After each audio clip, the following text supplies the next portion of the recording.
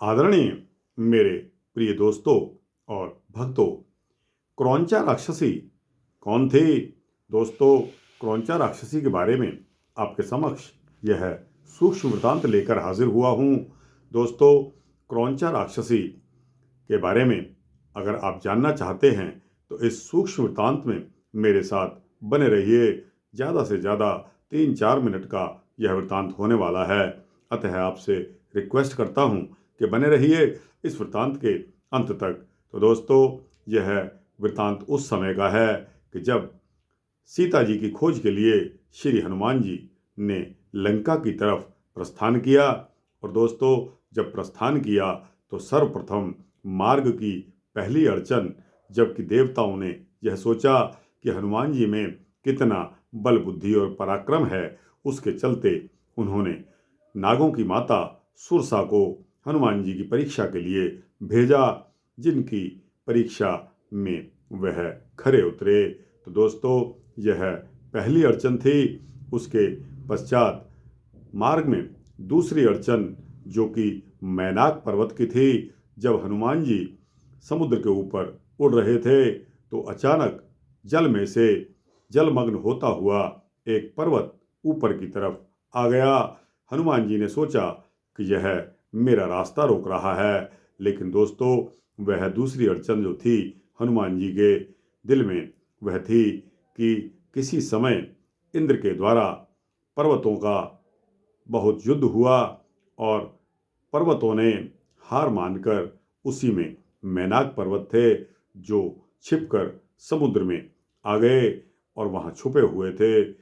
लेकिन दोस्तों, श्री दशरथ जी के उपकार के कारण उन्होंने इंद्र से मैनाक पर्वत की मुक्ति करवाई थी। तो दशरथ जी का एहसान मानते हुए उन्होंने यह सोचा कि इस तरह का राम काज जो हनुमान जी कर रहे हैं, अगर मैं उसमें सहायक होता हूँ तो मैं उनके काम आऊँ, जिससे श्री दशरथ जी का जो मेरा ऋण है वह उतर जाएगा।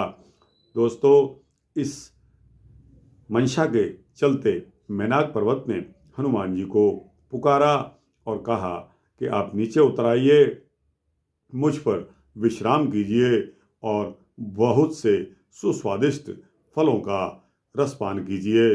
दोस्तों, मैनाक पर्वत पर बहुत से सुंदर फल मौजूद थे, जिनका रसास्वादन करने के लिए मैनाक पर्वत ने हनुमान जी को निमंत्रण दिया। लेकिन दोस्तों, हनुमान जी अपने राम जी के कार्य को विलंब नहीं करना चाहते थे और इसी के चलते हुए उन्होंने मैनाक पर्वत की यह रिक्वेस्ट जो है वो मना कर दी, टर्न डाउन कर दी।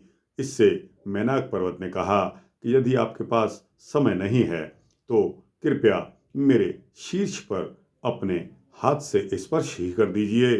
तब हनुमान जी ने उसकी विनती स्वीकार करते हुए उड़ते हुए अपने हाथ के अग्रभाग से मैनाक पर्वत के शीर्ष को स्पर्श मात्र करते हुए आगे बढ़ गए। दोस्तों, आगे बढ़ते हुए हनुमान जी को सिंही नाम की राक्षसी से दो चार होना पड़ा।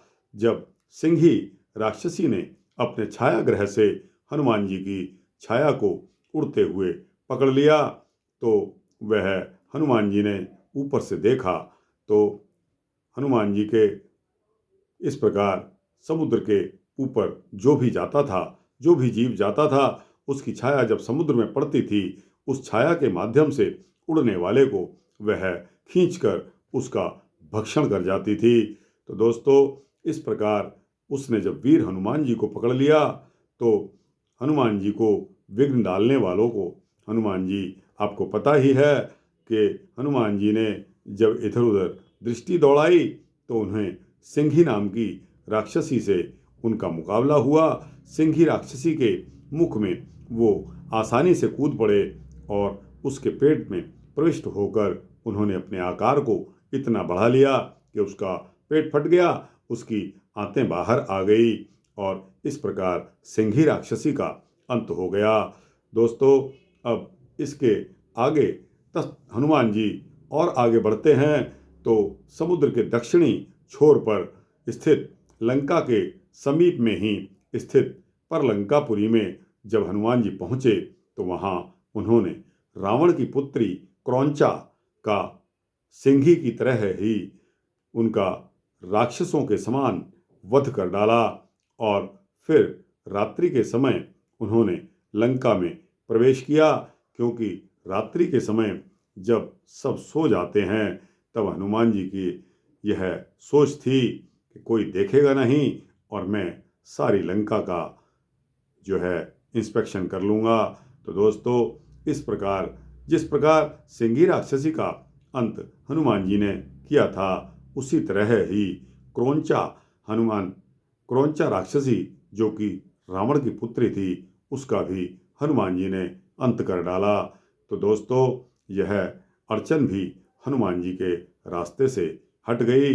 अब दोस्तों, अगले वृत्तांत में हनुमान जी का प्रवेश लंका में होता है।